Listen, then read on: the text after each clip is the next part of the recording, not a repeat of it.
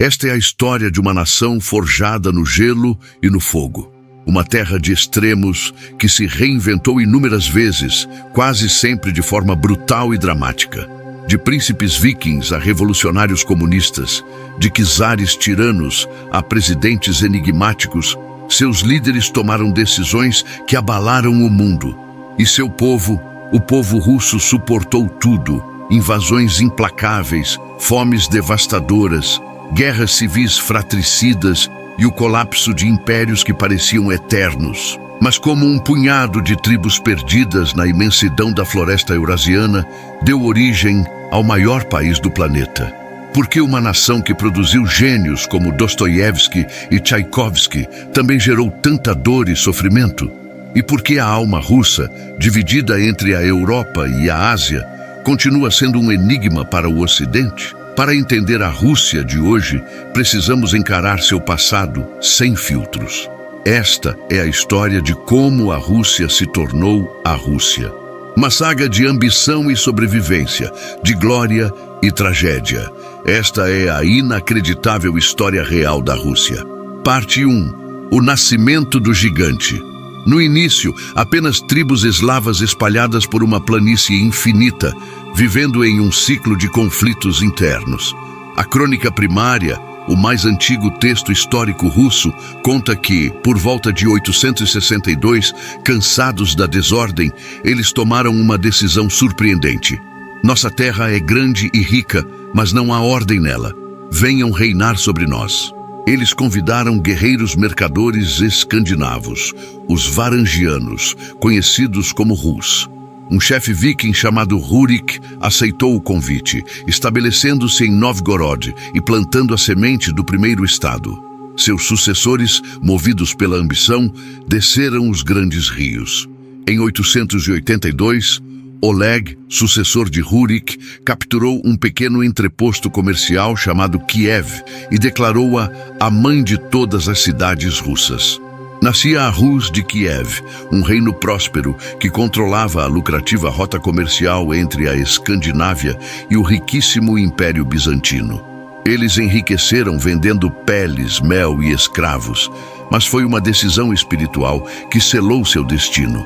Em 988, o príncipe Vladimir o Grande, um pagão fervoroso, decidiu que seu povo precisava de uma fé unificada. Diz a lenda que ele enviou emissários para estudar as grandes religiões. Rejeitou o Islã por proibir o álcool, dizendo: beber é a alegria dos Rus. Rejeitou o catolicismo. Mas seus enviados voltaram de Constantinopla maravilhados com a beleza da Catedral de Santa Sofia, dizendo: não sabíamos se estávamos no céu ou na terra. Vladimir escolheu o cristianismo ortodoxo. Em um batismo em massa no rio Dnieper, ele conectou a Rússia a Bizâncio, não a Roma. Essa escolha definiu a cultura, a arte, o alfabeto cirílico e uma identidade espiritual que a separa do Ocidente até hoje. Sob seu filho, Yaroslav, o sábio, Kiev floresceu, tornando-se uma das cidades mais magníficas da Europa. Mas essa era de ouro não durou. Após a morte de Yaroslav, a Rus de Kiev se fragmentou em principados rivais, enfraquecendo-se em lutas internas. E do leste, uma tempestade de poeira e aço se aproximava.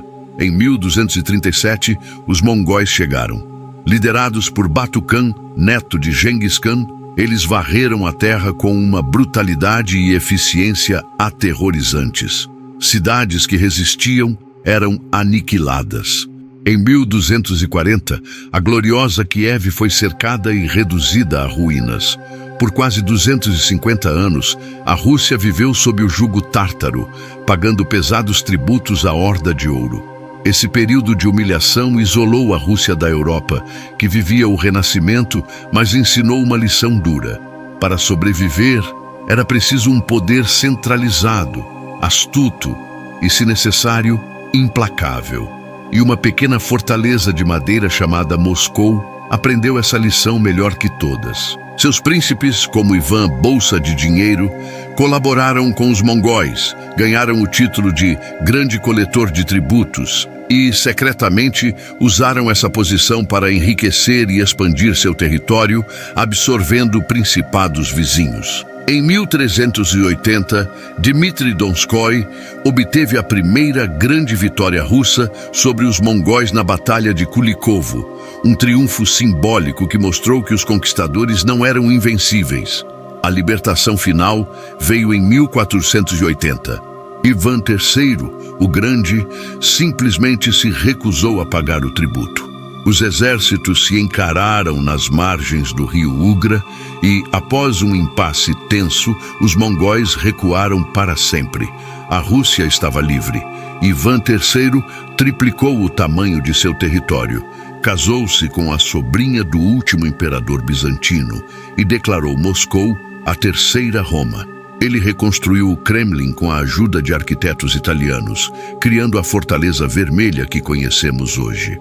Mas para transformar Moscou em um império de verdade, era preciso um líder que consolidasse esse poder de forma absoluta, e ele viria na figura de seu neto, um homem cujo nome ecoaria pela história como sinônimo de poder e terror. Parte 2. A Era dos Czares. Poder e paranoia. Ivan IV, o Terrível. Órfão e humilhado pela nobreza, os boiardos em sua infância, ele cresceu com um profundo ressentimento e uma inteligência afiada. Aos 16 anos, chocou a todos ao se declarar não apenas grão-príncipe, mas czar, derivado de César, o primeiro de toda a Rússia. Seus primeiros anos foram promissores. Ele conquistou os Khanatos de Kazan e Astrakhan, abrindo caminho para a Sibéria. Mas após a morte súbita de sua amada esposa, Anastasia, ele mergulhou em uma paranoia sombria, convencido de que os boiardos a haviam envenenado. Em 1564, ele fez uma jogada política genial e aterrorizante. Abandonou Moscou e ameaçou abdicar, deixando o país sem líder. O povo, apavorado, implorou por seu retorno. Ivan aceitou, mas com uma condição: poder absoluto para punir traidores. Ele dividiu a Rússia em duas e criou sua guarda pessoal, os oprichnik, vestidos de preto, montando cavalos pretos, com uma cabeça de cachorro e uma vassoura em suas celas, para farejar a traição e varrê-la do país. O que se seguiu foi um reinado de terror. Cidades inteiras, como Novgorod, foram massacradas. Em um acesso de fúria, ele golpeou e matou seu próprio filho e herdeiro. Ivan forjou um império autocrático, mas o deixou sangrando e à beira do colapso. O caos que se seguiu, o tempo das dificuldades, quase destruiu a Rússia, com impostores, invasões polonesas e fome. Em 1613, uma Assembleia Nacional escolheu um novo czar para salvar o país, Mikhail Romanov. Iniciava-se uma dinastia que governaria por 300 anos. E nenhum Romanov foi mais transformador que Pedro, o Grande. Um gigante de 2 metros de altura, com uma curiosidade insaciável e uma energia implacável. Obcecado pela tecnologia e cultura da Europa Ocidental, ele viajou disfarçado, trabalhou como carpinteiro em estaleiros holandeses e voltou determinado a modernizar seu país, nem que fosse à força. Ele ordenou que os nobres cortassem suas longas barbas, reformou o exército, criou a primeira marinha russa e, em um pântano inóspito conquistado da Suécia, ergueu uma nova capital deslumbrante, São Petersburgo, sua janela para a Europa. Milhares morreram na construção, mas Pedro não se importava. Ele transformou a Rússia em uma potência europeia, mas a um custo humano terrível, aprofundando o abismo entre a elite ocidentalizada e a massa de servos. O século XVIII foi dominado por outra governante formidável, Catarina, a Grande, uma princesa alemã que chegou à Rússia para se casar com o herdeiro, o instável Pedro III. Inteligente e ambiciosa, ela aprendeu russo, converteu-se à fé ortodoxa e 6 meses após seu marido se tornar czar, organizou um golpe de Estado com a ajuda da Guarda Imperial e tomou o trono para si. Catarina se correspondia com Voltaire, fundou o Museu Hermitage e expandiu o império até o Mar Negro, anexando a Crimeia. Mas enquanto falava de iluminismo, ela esmagou a maior revolta camponesa da história russa, liderada por Pugachev, e fortaleceu a servidão, acorrentando milhões de russos à terra. O século XIX trouxe o maior desafio militar, Napoleão. Em 1812, ele invadiu a Rússia com seu grande armê de 600 mil homens. A estratégia russa foi genial e cruel. Recuar, praticar a tática de terra arrasada e deixar o general Inverno fazer seu trabalho. Napoleão tomou Moscou, mas encontrou uma cidade em chamas, incendiada pelos próprios russos. A retirada de seu exército foi um dos maiores desastres militares da história. A Rússia salvou a Europa, mas a vitória plantou uma semente perigosa. Oficiais que marcharam até Paris viram um mundo com ideias de liberdade e constituição. Eles voltaram e formaram sociedades secretas. Em dezembro de 1825, após a morte do czar Alexandre I, eles tentaram um golpe, a Revolta Dezembrista. Foi esmagada, mas seu ideal de liberdade inspiraria gerações. O resto do século foi uma dança entre repressão e reforma. O czar Alexandre II, o czar libertador, aboliu a servidão em 1861, libertando 23 milhões de pessoas. Mas a liberdade veio com dívidas e pouca terra. O mesmo czar que libertou os servos foi caçado por revolucionários radicais e assassinado em 1881. Seu sucessor, Alexandre III, respondeu com repressão brutal. No final do século, a Rússia era uma contradição. Bailes luxuosos em São Petersburgo, uma cultura que encantava o mundo com Tolstói e Dostoiévski, mas, no campo e nas novas fábricas, uma pobreza esmagadora e uma raiva crescente. O último czar, Nicolau II, subiu ao trono. Um homem devoto à sua família, mas indeciso e despreparado para os ventos da mudança. E a tempestade perfeita estava prestes a desabar sobre ele. Parte 3. A Revolução Vermelha e o século soviético. A Primeira Guerra Mundial foi um desastre catastrófico. Milhões de mortos, falta de armas, fome nas cidades e um czar no fronte de batalha, enquanto em casa a imperatriz era influenciada pelo místico e sinistro Rasputin.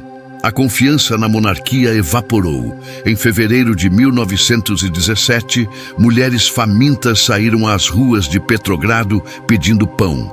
Os protestos cresceram. O impensável aconteceu. Os soldados, ordenados a atirar, hesitaram e se juntaram à multidão. Em poucos dias, 300 anos de dinastia Romanov desmoronaram. Nicolau II abdicou. A Rússia estava livre, mas mergulhada no caos. Um fraco governo provisório tentava manter o país na guerra, um erro fatal. E nesse vácuo de poder, um homem viu sua chance. Vladimir Lenin, líder da facção radical bolchevique, ele voltou do exílio com uma mensagem simples e poderosa: paz, terra e pão. Em outubro de 1917, seus guardas vermelhos tomaram pontos estratégicos e o Palácio de Inverno. A Revolução Vermelha havia triunfado. O que se seguiu foi uma sangrenta guerra civil entre o Exército Vermelho, bolcheviques, e o Exército Branco, uma coalizão de monarquistas, liberais e potências estrangeiras. Para vencer, Lenin e seu implacável comandante militar, Leon Trotsky, instituíram o comunismo de guerra e criaram a Tcheca, a precursora da KGB. A família imperial foi executada em um porão em Ekaterimburgo.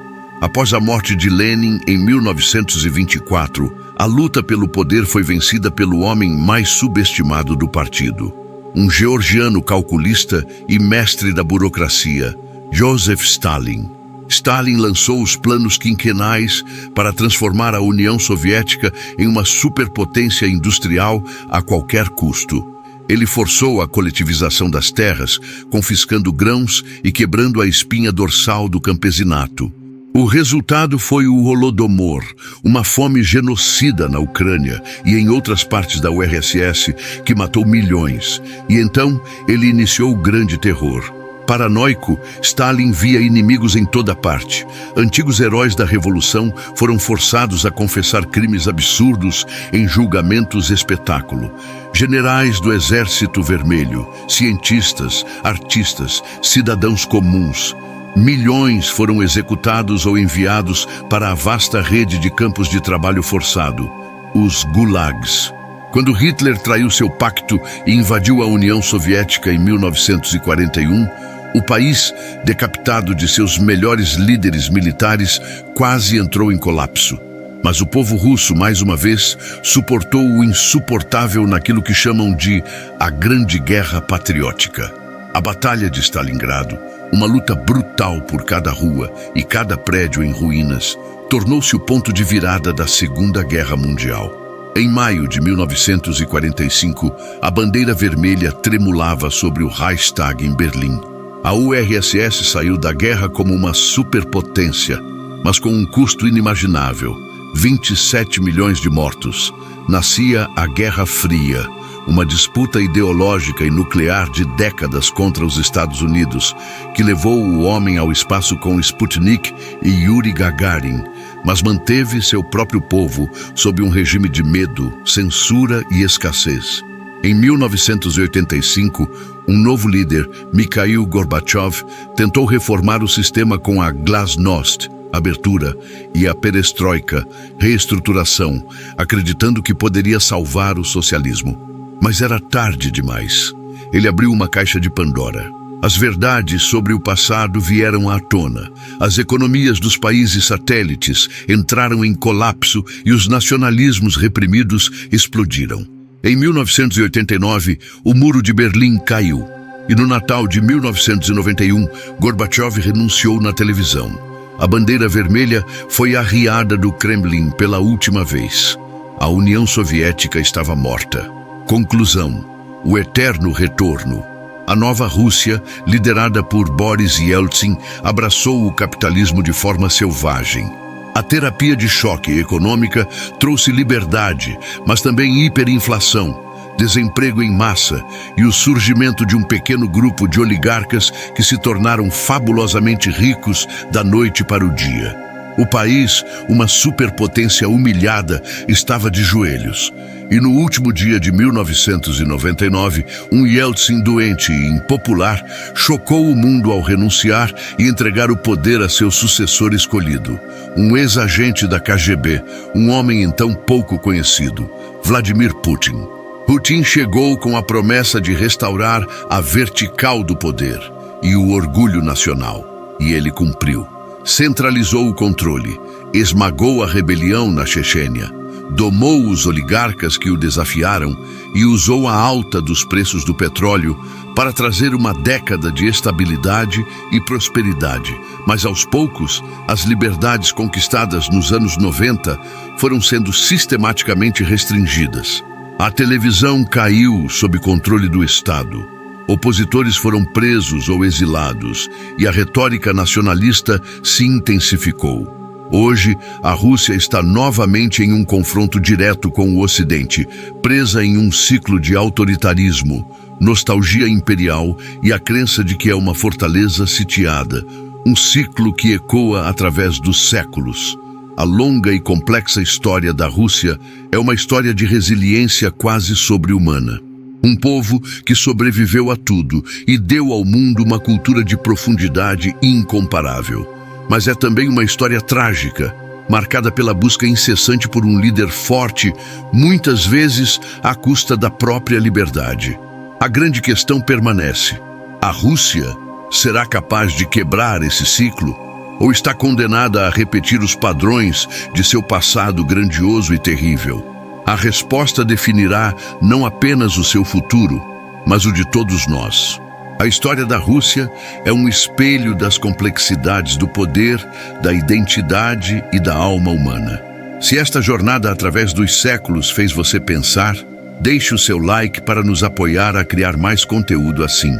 E queremos ouvir você. Na sua opinião, Qual foi o evento mais decisivo na história da Rússia?